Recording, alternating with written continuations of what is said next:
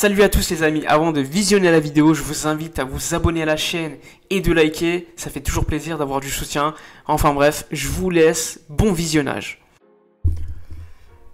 Alors les amis, on va aujourd'hui parler de pas mal d'informations qui sont sorties ces dernières heures. On va commencer par parler d'Ansu Fati, c'est le titre de la vidéo, donc il était important de commencer par lui. Alors le joueur, comme vous le savez, il est blessé depuis novembre, grosse blessure au genou. Il s'est fait opérer depuis, mais l'objectif était clairement de sauver son ménisque. Donc on avait fait une suture dans son ménisque pour éviter de faire une opération retirant le ménisque de manière totale. Finalement, après deux opérations, deux arthroscopies qui n'ont pas forcément fonctionné, puisque par exemple, lorsqu'il avait fait sa première et sa deuxième arthroscopie, eh bien, Ansu Fati avait commencé des entraînements avec des charges un peu plus lourdes et on voyait que son genou commençait à gonfler et ne résistait pas à de telles charges de travail.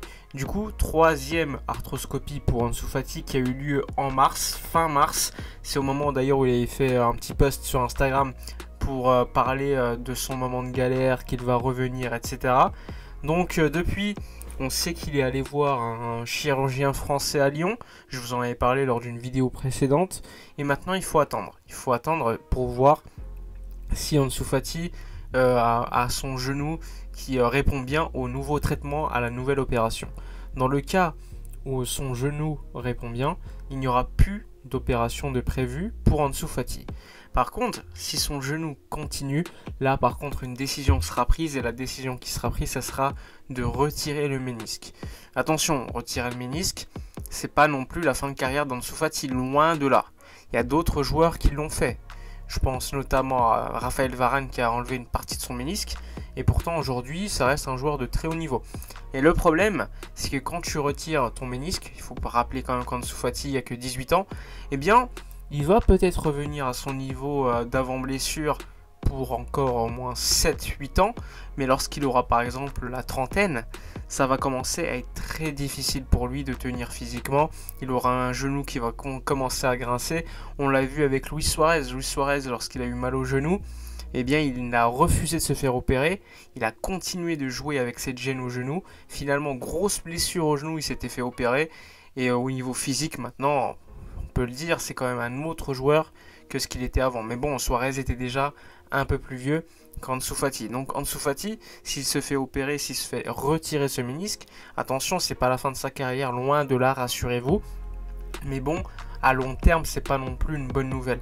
Espérons donc qu'Ansu Fati et le traitement, sa nouvelle arthroscopie, se soit bien déroulé, que la suture ne permette à son genou finalement de pouvoir répondre correctement aux charges de travail. Donc il y aura des nouvelles qui vont arriver d'ici quelques semaines.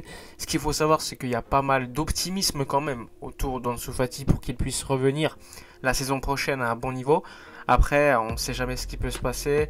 Personne n'est au courant, ça fuite pas beaucoup.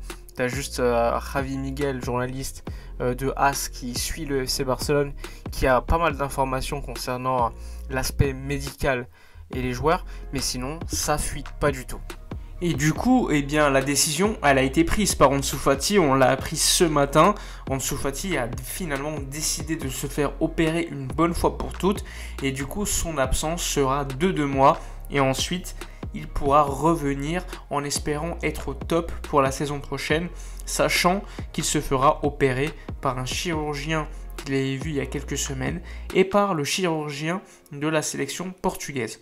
En tout cas, on a hâte de revoir Ansu Fati en espérant que ses souvenirs disparaissent assez rapidement et qu'on voit Ansu Fati à un excellent niveau dès la saison prochaine. Concernant Lionel Messi, on a appris hier une confirmation de Xavi Campos, journaliste de Radio Catalunya, que Messi, il avait rencontré, encore une fois, il avait dîné avec Joan Laporta le lendemain de la prise des fonctions de Joan Laporta comme président, c'est-à-dire le 18 mars 2021. Évidemment, lors de la prise de fonction de Laporta, Messi était présent et le lendemain, ils avaient fait un dîner. Et là, ce qu'on apprend, c'est que Messi, il est quand même parti de ce dîner plutôt positif. Joan Laporta a également pas mal d'optimisme. Joan Laporta a promis à Messi un projet sportif attractif, un projet économique pour Messi également qui lui plairait. Et donc évidemment dans ce cas-là Messi est parti joyeux. Il faut savoir également que Joan Laporta a rencontré Jorge Messi il y a encore 2-3 semaines et ça s'est également très bien déroulé. L'objectif pour Messi, comme je vous l'ai dit, je vous le répète encore une fois, c'est de jouer en Europe encore 2 ans après 2021, c'est-à-dire jusqu'en 2023, juin 2023, et ensuite partir pour la MLS Miami 2 ans. Je vous en ai déjà parlé de tant de fois, mais je vous le répète. Pourquoi Miami? Parce que déjà Messi a fait un trust pour ses finances, pour tous ses actifs immobiliers, etc. Il a déjà acheté des maisons là-bas. Il est en contact permanent avec David Beckham, président de la franchise de Miami, et à d'autres dirigeants de cette franchise. Ils sont très proches, ils s'envoient des maillots par exemple. Donc là, il y a une proximité. Jorge Messi a déjà fait pas mal de voyages pour commencer à investir, que ce soit dans des hôtels pour la famille Messi. Donc de ce côté-là, il faut être sûr, hein, Miami, c'est la ville choisie par Messi. Il jouera là-bas et la durée idéale pour lui, c'est de jouer 2 ans. C'est pour cela que normalement, Laporta va lui proposer, comme il avait été annoncé la semaine dernière, un contrat de 2 ans au Barça. Ensuite, 2-3 ans à Miami et ensuite retour à Barcelone où il jouera plus, mais il sera dans l'équipe technique de l'équipe première du Barça. À voir encore, on ne sait pas le rôle de manière précise, mais ça serait quand même l'objectif du Barça, récupérer Messi après sa carrière de footballeur pour être un ambassadeur du club à l'international. Et évidemment, quant à Messi, que ce soit comme joueur ou comme ambassadeur, c'est toujours positif. En plus, revivre à Barcelone, je pense que ça sera l'objectif pour la famille Messi après s'être installé dans la ville de Miami.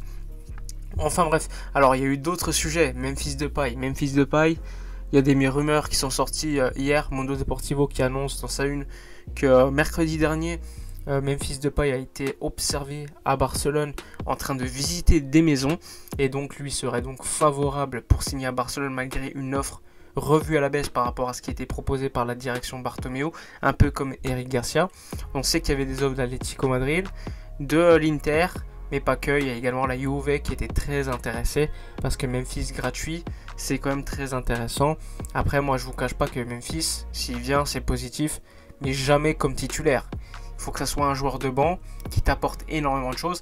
Et au pire, il est encore jeune. S'il échoue, tu peux le revendre et tu feras forcément une plus-value puisqu'il viendrait gratuitement. Donc ça, d'un côté, c'est positif. Moi, je suis pas contre. Même si, je le répète, je le veux pas comme titulaire. Après, s'il est excellent, oui. Mais je le veux pas comme titulaire. Il vient pour amener du talent en sortie de banc. Parce que regardez le banc aujourd'hui, tu as Trincao, tu as Martin Braithwaite. T'as pas non plus énormément de talent offensif pour sortir du banc. Enfin bref, c'est encore très tôt pour en parler. On sait que Ronald Koeman est très proche de lui. L'année dernière, il avait failli y revenir. Donc il n'y a pas de raison pour que Memphis ne puisse pas venir cet été. Sauf si Joan Laporta, Matteo Alemany, Planes, etc. décident finalement de miser sur Kun Agüero. Peut-être miser sur les deux. On ne sait jamais. Mais en tout cas, l'alternative Memphis Depay, personnellement, ne me déplaît pas, même si je le répète, ce ne serait pas un joueur que je mettrais dans le 11 titulaire du FC Barcelone. Cette saison, il sort une grosse saison avec l'Olympique Lyonnais, que ce soit au niveau des stats, que ce soit au niveau de l'importance. Je pense qu'un club supérieur est assez logique pour lui. On avait vu qu'à Manchester, il avait échoué, mais comme je vous l'ai dit, même s'il échoue au Barça, il pourrait partir directement au bout d'1 an, au bout de 2 ans. Je pense pas que ça le dérangerait, et surtout, ça rapporterait en plus de cela de l'argent au FC Barcelone. Enfin bref, vous avez vu également le FC Séville perdre hier. Je pense que la Liga est terminée pour eux. Donc ça sera une course à 3, même si le FC Séville aura un rôle très important puisqu'il joue contre le Real Madrid en fin de semaine et nous contre l'Atlético. Enfin bref, ça va être très intéressant. Course à 3, Barça, Atlético, Real Madrid. Qui va gagner la Liga? Dites-moi votre réponse dans les commentaires. Enfin bref, dites-moi dans les commentaires votre avis concernant les sujets abordés dans cette vidéo. N'oubliez pas de vous abonner à la chaîne, de liker, commenter, partager. Moi je vous dis à la prochaine. D'ici là, comme d'habitude, portez-vous bien.